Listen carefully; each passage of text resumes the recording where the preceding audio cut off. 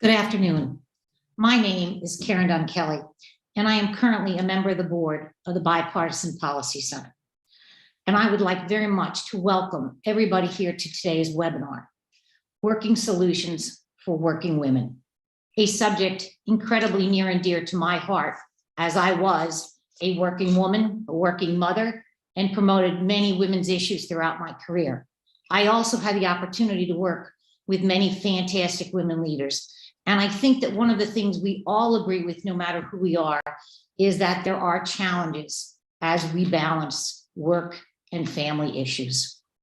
I am so excited to be continuing some of that work with the Bipartisan Policy Center, exploring ways to connect policy and political experts of the organization with private sector, real world experience to find solutions that work for everyone. And we all know those solutions need flexibility.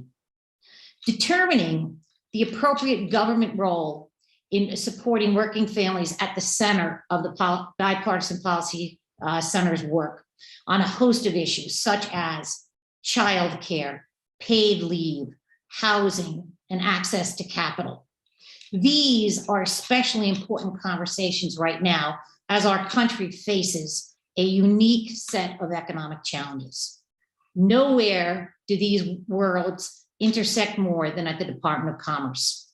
Our speaker today holds the role that I held before, and so I and he are intimate with the challenges of simultaneously promoting economic growth, US competitiveness, and robust domestic workforce. It is essential that we find policies that work for businesses and families and that can maintain durable bipartisan support. For example, there is an increased consensus that current policies on unpaid family leave in the United States should be explored again. As a quick example, I worked in a Republican administration that called for and promoted national paid paternity leave programs. And while differences in over how those policy preferences remain, this consensus is an extreme cause for optimism. So with that in mind, it's an honor to introduce the panel. Our moderator is Adrienne Schweer, a fellow at the BPC, where she leads the paid leave work. Adrienne and her team at the BPC have helped shape national paid policy. For example, enacting 12 weeks of paid paternity leave for federal workers and paid family and medical tax credit pilot programs, and a broad working thesis on encouraging bipartisanship in Congress. Adrienne will be chatting with the Department of Commerce's Deputy Secretary, Don Graves. As I said, Don succeeded me in this role, but prior to that, he had many roles in the government, including Counselor and Domestic and Economic Policy Director to then Vice President Biden, Executive Director and President's Counsel on Jobs and Competitiveness, as well as serving as Deputy Assistant Secretary for Small Business, Community Development, and Housing Policies at Treasury. Deputy Secretary Graves also held roles in the private sector, such as Executive Vice President and Head of Corporate Responsibility for Community Key Bank. Thank you very much, Deputy Secretary, for joining us today. And as I hand this over to you, Adrienne, allow me again to thank our participants for joining us today, and I look forward to the conversation. Thank you. Well, thank you, Karen. Thank you for that wonderful introduction. Thank you for your tremendous service to our country at the Department of Commerce. And thank you, most importantly, as serving us at the Bipartisan Policy Center. We are so grateful for you. Deputy Secretary, it's an honor to have you here today. We are very excited to have you here discussing this important topic of working solutions for working women. And before we dive in, I want to just ask, first of all, thank the audience for being here today, for taking time out of your day to join us for this dynamic discussion, and remind you that we are taking questions and we'd love to hear your questions for Deputy Secretary Graves. You can go into the YouTube or Facebook Live link, or you can tweet hashtag BPC Live with any questions, and we can hopefully bring them into the discussion. But Deputy Secretary, why don't I start by turning things over to you for opening remarks, and then we can chat afterwards. Well, thank you so much, Adrian, for welcoming me. And Madam Secretary, Karen, it is absolutely wonderful to see you again. Hopefully I'll get to host you at the department sometime soon. And you can tell me what I'm doing wrong and what I'm doing right. And it would be great to pick your brain on a number of different things. Well, I'll look forward to that and hold you to that. Thank you. Absolutely. And I really want to especially thank the Bipartisan Policy Center for bringing us together to get today.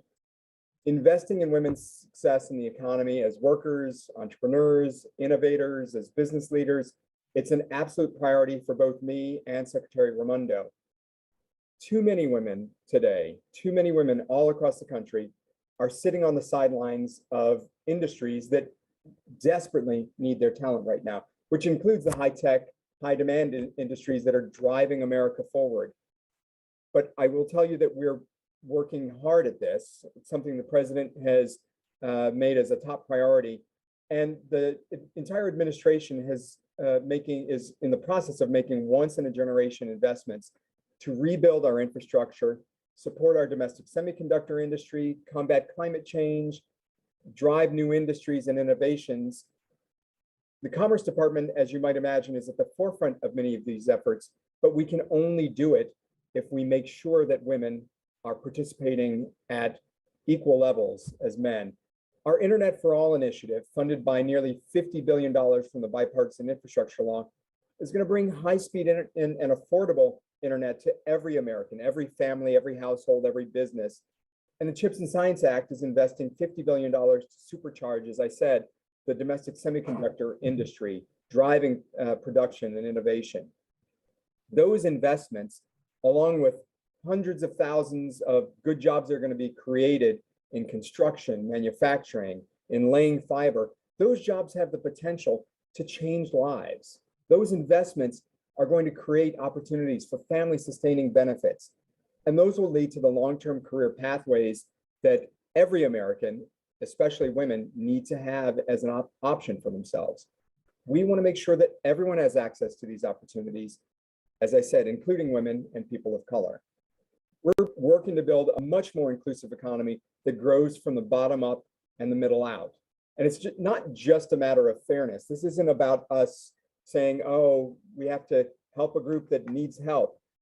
Of course, we want to help lots of different groups, but if we don't take advantage of these opportunities and build a more inclusive economy, create more opportunities for equity across all industries, we risk falling behind the rest of the world, especially if we fail to support bringing more women into the workforce. At the Commerce Department, we've implemented a new equity action plan, and that's helping to ensure that our programming, our resources, our support structures reach a much larger and more diverse audience. We've also updated the department's mission statement to better highlight our efforts to create economic growth and opportunity by including for all communities. We want to make sure that even as we drive competitiveness, we have to make sure that it's broadly based and inclusive. Building an inclusive workforce also requires training programs with comprehensive wraparound services like childcare, like transportation, like career counseling, to ensure that every American has the chance to gain the skills that they need to succeed. That's why we were absolutely thrilled to announce the awardees of our $500 million Good Jobs Challenge just a few months ago, funded by President Biden's American Rescue Plan. All 32 awardees are focused on removing systemic barriers for workers through support services such as childcare, transportation, and also opening doors to a variety of paid on-the-job training opportunities. So as we tackle these kinds of issues and we work to make much more meaningful progress in bringing women into the workforce, we need your help. Engage with us, engage with our teams, share your research, your expertise. I think that's really the only way that we can ensure that we have a prosperous and competitive future for all Americans. So Adrian, thank you again for this opportunity. Thank you to the Bipartisan Policy Center for bringing us together today. Madam Secretary, appreciate all you have done and are doing, not just for commerce, but for continuing to drive these sets of issues. They're critically important for our country. So with that, I will hush up, and I'm really excited for the discussion. Well, Mr. Secretary, it warms my bipartisan heart to hear two public servants from two different administrations talk so collegially and see areas of potential collaboration and future discussion. So thank you both for the work that you've done thus far and the work that you'll continue to do together for our country. You talked a little bit about this, but I want to highlight that you and the Secretary have spent a lot of time thinking about innovation, equity, resilience of the workforce, and women make up nearly 47% of the workforce today. Many have left the workforce during the times of the pandemic and struggled to return. And I'm curious if there are any programs or initiatives that you weren't able to highlight during your opening remarks that you think businesses could be doing to help retain and attract female workers. Wow, that is a great question, and it's a huge issue for every business, every industry, all parts of the economy. I'd say we're going to tackle a lot of this through the investments that we've made, as I said, through the American Rescue Plan, with our Good Jobs Challenge and our Build Back Better Regional Challenge. Both of those programs. And I didn't talk about the Build Back Better Regional Challenge, $3 billion program, or $3 billion in total with all of these programs, invested with equity, with women at the core of everything that we're doing, so that as these applicants for these grant programs begin their work of transforming their regional economies, we've asked them to put equity, to put women at the core of everything that we're doing, to make sure that there are pathways into these new industries and into the industries that are continuing to grow. That $500 million or $500 million EDA Good Jobs Challenge is specifically aimed at high quality workforce. It's aimed at transforming our communities all across the country. As I said, we also have these CHIPS resources, the CHIPS and Science Act. That's providing us with more than $50 billion to invest in the CHIPS ecosystem. What we're asking every applicant for those resources to do is not just tell us how they're going to produce more chips. It's not just about building new fabrication facilities around the country. It's about the how they do it. It's about what the ecosystem needs to look like that supports that fabrication capacity that we're trying to expand. We want to see that they have plans in mind for training, creating the opportunities for education and upskilling for women especially, so that they can get into this field. As we deploy, for instance, the funding that we got, nearly $50 billion, to connect every single household in the country with high-speed internet, we know that there's a massive opportunity to train women to take these jobs. We know that we aren't going to have enough people right now to lay the fiber, to connect every home, every community to high-speed internet. We know that there are millions and millions of Americans who need to learn how to have the digital skill set to be able to use the internet in better ways. We know that we need to provide more equipment. Women can have these jobs that are critically necessary and will drive the country forward. So there's a lot that we can do there. The other thing that I would just add to that is that data. This is as Karen knows, the Department of Commerce is probably the biggest data agency in the entire federal government. So part of what we are focused on is making sure that we use our data in better ways, that we collect more information using the Census Bureau, the Bureau of Economic Analysis, and all of our science-focused bureaus, so that we are better understanding the barriers, the challenges facing women who are entering these industries, and ways that we can drive more opportunities for women. That's great. I'm excited to see some of that data and have our team at BPC help crunch some of those numbers and get some policy ideas moving forward from them. I thought maybe Speaking of data, one thing we could pull forward, a lot of people in our audience have heard a lot about gender parity in STEM and how we don't have gender parity in a lot of STEM fields. We're talking about science, technology, engineering, mathematics. A lot of people think of STEM jobs and think of Facebook and Google and, true tech, but in many ways we're talking about science, biology, research, those manufacturing jobs that are so essential to the future economy. And one of the points of data that really hurts my heart is how many women leave STEM fields upon the birth of their first child. So we find that 40% of women are leaving upon the birth of their first child. That number goes up even higher upon the birth of their second child. And it's nearly double that of their male counterparts departing the fields. Sir, during the pandemic, one story that really stuck with me was I met this beautiful, brilliant researcher at a university who had studied spike proteins and coronaviruses and had been essential to the vaccine development. She had a special needs child at home and had a new baby, and she wasn't able to take paid leave during that time, that critical transformative time, and had to leave her job in the research field altogether to stay at home and care for her loved ones. And I think that was a common story of workers in STEM fields. And I'm just curious, as you're looking at that data, and I know the Commerce Department has been thinking about gender parity in STEM fields for a long time, what you think businesses can be doing, and how you think programs like family leave might play a role in getting more gender parity in STEM fields. It's a great question, Adrienne, and it sort of hits home for me in particular. I have my oldest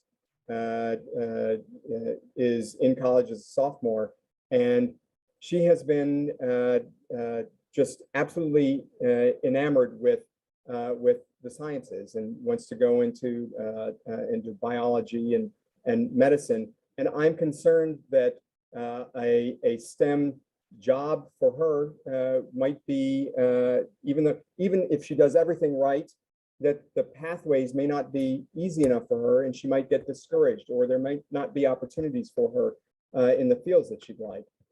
We know that there are too few women in STEM jobs all across this country, and it's absolutely critical right now, especially as we're making all of these investments in fields that lift up STEM-related industries, that we find ways to create those pathways and make sure that companies are doing what we think is the one theme that comes out of every conversation we have and out of all of the data, and that's around job quality. If you're able to create jobs that are high quality in the STEM field, that provide a range of benefits that support women and people of color in ways that they may not have been supported in the past, that makes sure that you're able to retain those employees. You're creating pathways for them for the long run. So one of the things that we spent time with this past spring and into summer was working with the Department of Labor. And we put out, as a result of that collaboration, a set of good jobs principles. Those principles are the foundation, we believe, of what an equitable economy will look like that lifts up workers and families and makes those businesses more competitive globally. Those principles, we believe, could allow businesses to compete more effectively globally. And in fact, the research shows that when you have companies that adopt these types of principles, they outcompete their competitors. That'll allow everyone to share in the prosperity that we all believe we can have in this economy. And just as importantly, it'll help support local economies, local economic and regional economic transformation. It's important for job stability. It's important for the type of reliability and consistency that companies need, and protects the security of these families so that they don't have to worry about providing for their family or caring for their family. They can focus on their jobs. So it's something that we've been very focused on, and we created a job quality toolkit as a result of that work that we think business leaders can adopt to help drive the work that they do going forward. It's really a set of resources for the employers. It provides the tools that we think are going to help increase job satisfaction and engagement, lowers absenteeism, as I said, lowers turnover, which is a huge problem with today's economy. And that's what will allow these companies to get at the issue that they're struggling with in finding and keeping a skilled workforce. I hope our audience is taking note. You have talked about a lot of new programs that have come into play over the last couple of years that could be really great for employers and employees alike, and better creating workforce infrastructure that supports families. One thing you talked about that I'd love to bring us back to is the field of research. And the CHIPS Act really invested significantly in early stage academic research, which is somewhat of a US legacy, right? We have a ton of bipartisanship around federal funded research that has been transformative to our tech and emerging technology sector. It's one of the things that sets our country apart, and hopefully we'll be supercharging some of that in the years to come, thanks to the Bipartisan CHIPS Act. One challenge in that field, however, is gender parity and women really being able to excel in those research fields. I would love to hear your thoughts on how we can both innovate, increase our competitiveness, but also support women who are leading in those research institutions and help them kind of stay in the field and continue to push the boundaries. Thanks, Adrienne. Yeah, this has basically been a focus of a lot of the recent legislation that has been passed in bipartisan fashion. It's this focus on creating more mechanisms to support women in the field. And we know as a result of the CHIPS and Science Act, we have a huge opportunity, massive infusion of funding to drive innovation, to support research and development. But as you point out, there are too few women in a lot of these fields. And we know that we need to increase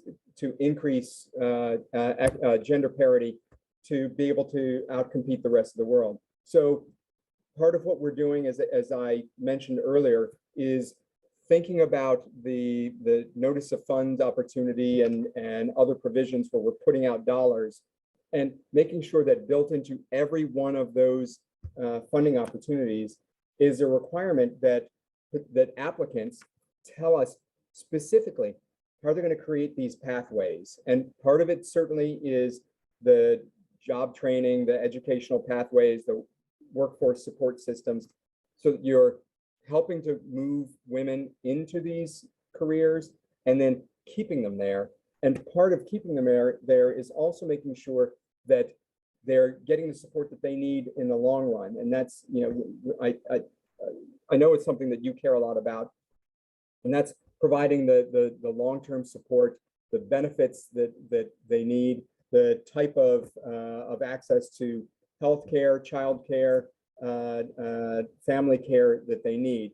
But certainly the pipeline in is going to be critically important. There's going to be tens of thousands, hundreds of thousands, really, of good paying jobs, not just in the semiconductor industry itself, but in all of the related industries. For example, we know that to build these new massive fabrication facilities that are going to be tens of thousands, hundreds of thousands of square feet in some cases, you're going to have major construction firms involved in this work. The problem is we know that women historically have never played a major role in construction-related fields. We know that it's a challenge. So making sure that we're doing everything that we can as we bring companies in to do this work, that they're also thinking about gender equity in all of their work, and that there are pathways into construction. There are pathways into the tool companies that are going to be supporting these fab facilities across the country. Making sure that we're being very active in the way that we think about it, and telling people up front, we want to see your plans. We want to see those pathways built into your applications. Those that do, they'll have a leg up on those that don't take those things into consideration. Well, I love the way you help us see the future of kind of manufacturing and construction looking a little bit differently than it might have looked, the workforces in those industries might have looked 60 years ago. And I'd love to talk about the kind of engineering and construction side of the equation that'll be really important to the onshoring of semiconductor manufacturing. But I also think that manufacturing part, I'd love to hear your perspective. You talked a little bit about the tool makers, but kind of shine a light on what that will look like and how important it is to have women seeing themselves, young students and younger people seeing themselves as part of that workforce of the future. We know that that every person comes to their career with a different set of skills, a different set of interests, ways that they approach work, and we should meet people where they are. We've certainly done that with men for generations, and there are men who prefer to work with their hands, for instance. There are those who like to do things like work in a manufacturing facility. Women are the same way, and we've not created those pathways for women to do it. This is a slight tangent, but I think you'll get the picture. I was just at a port, and they were talking about all this investment in the port, a critical part of our supply chain, which make sure that our economy can keep functioning. And I asked, do you have many women that are operating your cranes? Because they have all the most advanced cranes and they're expanding. They said, yes, we have women operating these cranes. Well, when you look deeper into the numbers, this is not to single out this particular port because this is the case for all of them. There were 160 or so operators of the cranes, and there were 2 women who were crane operators. That is the case in so many different fields, especially in manufacturing, in the fields that are driving the infrastructure investments that we're making across the country right now. We need to bring more women into the workplace, but you can only do that if you create the right conditions. It's not just about the job pathways and the training, the education. It's about making sure that women are thought of when you're creating jobs, that you're creating the right benefits, the right structures for those jobs, that you understand the different approaches that women have. Every month, for half of the population, many of our population deal with health, with their cycle, and they may have to be off for one day. Why aren't we thinking more proactively about building that into our system? This is more than half of our population. So we should be thinking more proactively. Do we have, it was just a generation ago for some of these manufacturing firms, and for many, this is still not the case. We don't have separate bathrooms. Well, women may not want to go into a bathroom that doesn't have stalls, or is just urinals. So we should be thinking more. Understatement, sir. We prefer not to go into a restroom that just has urinals. You are very right about that. Family care. All these things need to be taken into consideration when we're creating these jobs and these pathways. Otherwise, we're going to be leaving the millions and millions of Americans who want to get into the workforce, leaving them out because they just don't have a viable pathway or a job option with the right structure that makes sense for them. I think that makes a lot of sense. I know we're running out of time, but I want to elevate a question from the audience. And before I do so, I want to build off something you said. We, the Bipartisan Policy Center, among others, have been working on a really important new law called Pregnant Worker Fairness. Most workers in the country are not protected from discrimination or provided accommodation at work when pregnant. That often means simple things like not being able to bring a water bottle to the manufacturing line, or not being provided regular bathroom breaks, which are necessary more so when you're pregnant and carrying, a lot of extra pounds than normal. And I think similarly, I hope that those considerations will be one, that we'll be able to pass more protective laws for workers, and 2, that we can encourage employers to be thinking about the diverse needs of our workforce, and in particular, how gender plays an important role in that. One thing we haven't talked a lot about, and I'd love to kind of close us up a little bit with this, is the broader You know, we've talked about the parental side and the kind of motherhood angle of women as workers, but one of the things that women are dealing with the most is the broader care agenda and care needs of their family members. So the average caregiver, unpaid family caregiver, is caring for an aging mother or loved one and children in the home while also working. And I'm just curious if you have any thoughts on kind of what your administration has called the care economy or the broader kind of care agenda that we might need to be thinking about as we better support women in the workforce. It is a massive issue, and especially with an aging workforce in this country, it will be an ever increasing challenge for the United States. One of the other bigger pieces of this is that 95% of the lowest wage workers, which have the least protections, the least support systems to have the family care that they need, they're the ones who are predominantly women and predominantly workers of color. So this is a set of issues, protections and support systems like family leave. Those are things that hit women and people of color harder than any other group. And they're frankly, with the population, as I said, getting older, they're the ones who are going to increasingly need this to be able to stay in the workforce. I know full well how troubling this is for families that are trying to figure out, how do they keep working and they have a loved one. In my case, my wife and I took my mother into our house for a few years when she was dealing with the early stages of Alzheimer's. So I know how hard this is for families. And if you are a single parent who also has to then care for an elderly loved one, how do you stay in the workforce? Well, then that puts you into a cycle that is very difficult to get out of because of lack of wealth and lack of support systems.